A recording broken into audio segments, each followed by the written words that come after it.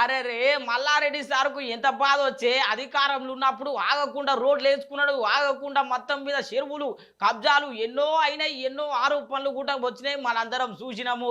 మొత్తం మీద అయితే అధికారం మారిపోయింది, కాంగ్రెస్ పార్టీ అధికారంలోకి వచ్చింది. కాంగ్రెస్ పార్టీ అధికారంలోకి రాగానే ఇక సర్వ ఆయన షురువు చేసింది. మొత్తం మీద మస్తు భయపడ్డట్టున్నారు మామ అల్లుడు. ఇక కాంగ్రెస్ పార్టీలో జైలుగానికే తయారున్నారంట. ఇక ఏందో ముచ్చట చూడుండ్రి.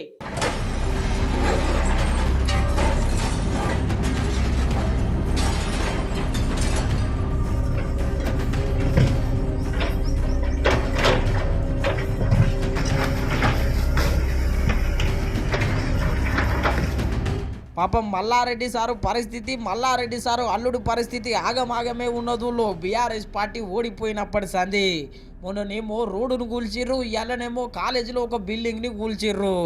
కొత్త సర్కారు ముందుకు నడుస్తున్నది, మళ్ళీ అక్రమ కట్టడాల మీద కన్నేసి.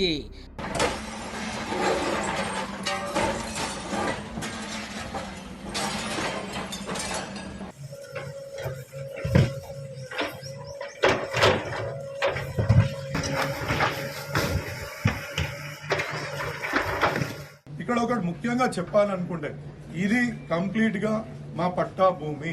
ఇందులో ఎటువంటి గవర్నమెంట్ భూమిలో మేము చొచ్చుకెళ్ళింది లేదు. ఇది కంప్లీట్ గా మాకు కొనుక్కున్న పట్టా ప్రకారం ఉన్న భూమి. కాబట్టి దయచేసి ఇది అర్థం చేసుకోవాలా.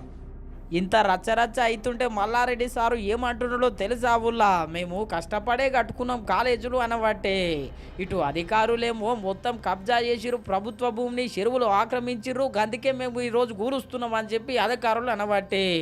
గుల్లపోచంపల్లి మున్సిపాలిటీ పరిధిలో గల కమలానగర్ ఏరియాలోని హెచ్ఎండి లేఅవుట్ ఏదైతే గతంలో మంజూరు చేసిన లేఅవుట్ నెంబర్ 61/H/2004 డేటెడ్ 10/11/2004 ప్రకారంగా ఇది కమలానగర్ ఉన్నటువంటి లేఅవుట్కు ఇది పార్క్ కింద అప్రూవ్డ్ కావాల్సిన లేఅవుట్ ద్వారా వచ్చింది. గతంలో దీన్ని ఒక కౌన్సిల్ తీర్మానం ద్వారా ఇది ఈ మల్లారెడ్డి ఇన్స్టిట్యూట్కి తోవా అనుకూలంగా ఉండదని రోడ్డు కింద దీన్ని 10 గుంటలు ఇవ్వడం జరిగింది కౌన్సిల్ ద్వారా. దాన్ని ఇప్పుడు మళ్ళీ మనము 50% వాళ్ళు దానికి మనకు అనుకూలంగా ఒక 1200 గజాలు చేయడం జరిగింది పక్కకు అనుకుని. దాన్ని కాకుండా మనకి హెచ్ఎండి ఏదైతే ఇచ్చిందో దాని మీద యాక్షన్ తీసుకోమని ఇచ్చింది. కాబట్టి మా పర్కం ఏం తీసుకోవడానికి ఇది ఈరోజు డిస్మెంటల్ చేస్తుంది. ఇదంతా కథ చూస్తుంటే ఏడుకో వచ్చేటట్టే ఉన్నది అనుకున్నారో ఏమో మామ అల్లుళ్ళు. చక్కగా ప్రభుత్వ సలహాదారుడు వేం నరేందర్ రెడ్డి సార్ దగ్గరికి పోయిర్రు. పొద్దుగాల 8 గంటల సంది 10 గంటల దాకా చర్చించిర్రుల్లో ఇదే ముచ్చట మీద. ఇక ఎట్లయినా ఇవన్నీ ఆపాలే, మేము మొత్తం మీద కాంగ్రెస్ పార్టీలో చేరుతామని చెప్పి జోరుగా ప్రచారం నడుస్తున్నది. మళ్ళా బయట అయితే ముచ్చట. ఇదంతా ముచ్చట ఇంటుంటే అధికారం ఉంటేనే అన్నీ, లేకపోతే కొన్ని అన్నట్టే అనిపిస్తున్నదిలే. అవును, మళ్ళా అధికారమే అన్నిటికీ మూలము.